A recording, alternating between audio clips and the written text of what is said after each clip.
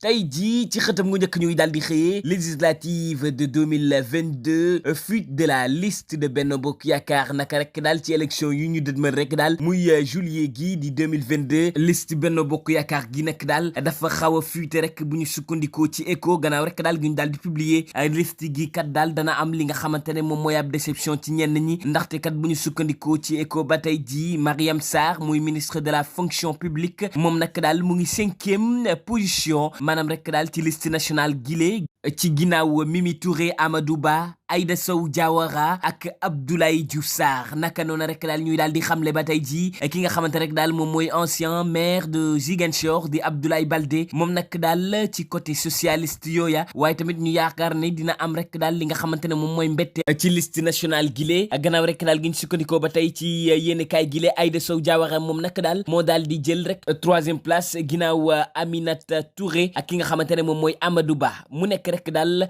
comme forme de récompense gannaaw rek daal ci élection yi ñu génn maanaam élection locale yi waaye nag ba tey daa mel ni rek lu ci des ay neenal la ndax ki nga xamante ne moom mooy Yaya Diallo moom nag daal dañ ko daal di investir rek daal ci position bi nga xamante ne c'est éligible rek daal ngir mu jàll du am benn problème naka noonu rek daal daa mel ni Mame Bounama Sall moom nag amul chance gile secrétaire général des jeunesses socialistes daal ci ginnaaw liste googa lañ ko daal di teg rek daal ci position bi nga xamante ne ngir mu jàll daal dana daal di xuus bu baax a baax ki nga xamante rek daal mooy Cheikh Seck moom nag daal mu ngi 23e position ci liste nationale googa Yaya Diallo nag daal moom moo nekk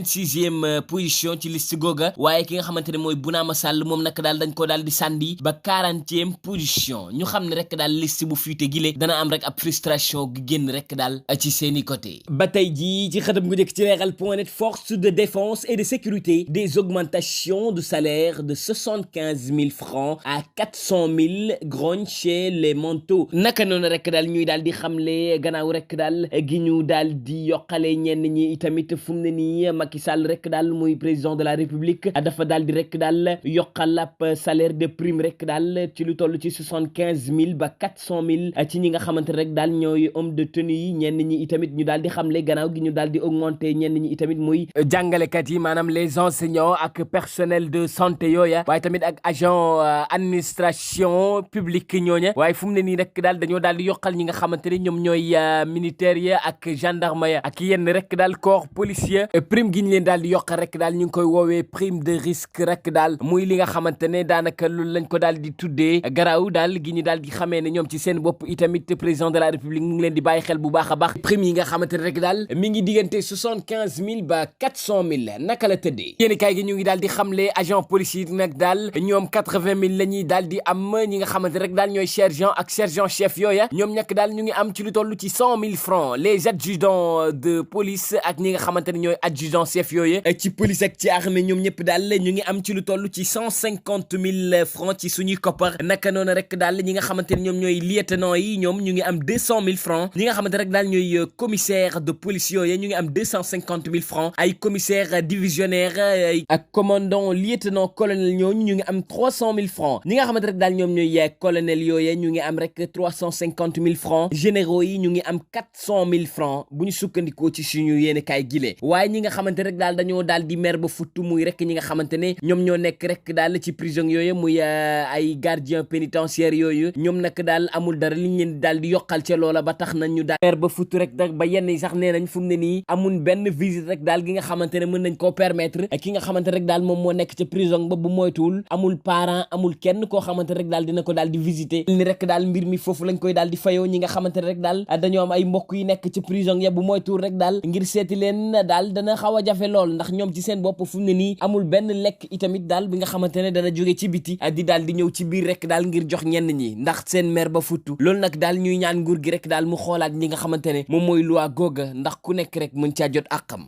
ba tey jii ci xëtam gu njëkk ci leeral.net court-circuit au bloc opératoire le Dantec toutes les interventions chirurgicales annulées naka noonu rek daal ñuy daal di xamle fële ca hôpital bu Dantec rek daal court-circuit moo fa daal di am ci bloc opératoire yooyu naka noonu moo tax rek daal nañu annulé bépp rek muy opération wala intervention chirurgicale lépp daal la ñu daal di teg ci suuf fu mu ne nii daal lépp mu ngi tagga témbe loolu lañ daal di xamle gannaaw rek daal gi ñu ko daal di nemmee ko fële ca bloc opératoire bu hôpital daal le Dantec daal loolu daal la ñu daal di xamle waaye nag daal lépp daal la ñu daal di arrêté fu mu ne nii intervention chirurgicale yëpp daal lañ daal di arrêté naka tey jii rek daal mën a amal loola ba noppi waaye rek à part li nga xamante rek daal moom mooy court-circuit googa amul leneen li itamit daal li ñu daal di nemmeeku muy ab accident wala li ni mel ci loola waaye tamit ñu daal di xamle fu mu ne nii mbirub santé daal xaw naa tàggatémbe bu baax a baax bu lakku rek daal ay court-circuit moo ko daal di am ndaxte itamit laaj gu samp woon ca loola muy est-ce que itamit ñi nga xamante ne jëloon nañ ay matuwaay ngir rek engagé ñi nga xamante ne ay professionnel lañ ngir rek daal ñu xool alimentation ak ni mel jaar na yoon ngir rek daal xëy gën a mën a dal ci hôpital yi lee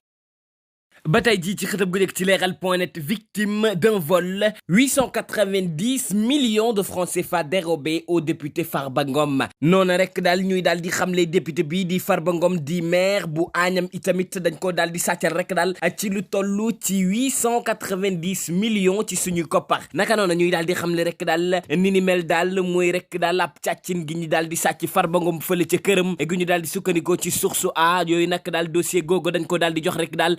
gendarmerie section de recherche de la gendarmerie dossier googa ci seen loxo rek daal lañ ko daal di teg waaye ñoom nag daal yéexuñu sax ci mbir ma ndax lu gaaw rek daal teg nañ loxo ki nga xamante ne rek daal yaakaar nañ ñi moom moo jël mbir ma muy rek ki nga xamante ne moom mooy Dee Diaw di ancien élément de la garde rapprochée maanaam rek daal bokkoon na ci garde rapprochée député bi di maire Agnam bi di Farba Ngom naka noonu rek daal loolu daal lañ daal di xamle dañ ko sàccal daal ci lu toll ci 890 millions ci suñuy koppar bi ñu sukkandikoo ci yéen kaay gile ba tey rek daal ci xëtam bu njëkk ci leral.net drame de Tivaouane une infirmière et une aide infirmière arrêtées pour délaissement d'enfants dans une solitude naka noonu rek daal ñuy daal di xamle fële rek daal ca Tivaouane gannaaw ab njaaye gi fa daal di xewoon rek daal ba jur 11 bébé yi nga xamante rek daal ñàkk na ci seen bakkan gannaaw loolu rek ñuy daal di xamle rek daal ab infirmière gu nekk foofu ak benn aide infirmière ñoom daal fu mu ne nii daal dañ leen daal di teg loxo ngir rek daal ñu daal di bàyyi xale yooyu nga xamante ne waroon nañ leen surveiller rek daal ñoom ñu nekk ci leen neex te kenn itamit bàyyiwu ci xel ba njaaye gi daal di ci xaw naka noonu rek daal l'enquête gi nga xamante rek daal di booba tey ñu ngi def ñoom it seen i liggéey ngir rek daal xamal mbir mi daal fan la daal di jugee waaye fu mu ne nii ay coupable rek daal lañu commencé di jàpp ci mbir ma ca hôpital Abdoul Aziz Sy bu Tivaouane rek daal gannaaw njaaye gi fa daal di xewoon ba ci lu toll ci 11 bébé rek daal di ci ñàkk seen bakkan bu ñu sukkandikoo ci yéen kaay gile ñaari agent yooyu rek daal lañ leen daal di jàpp muy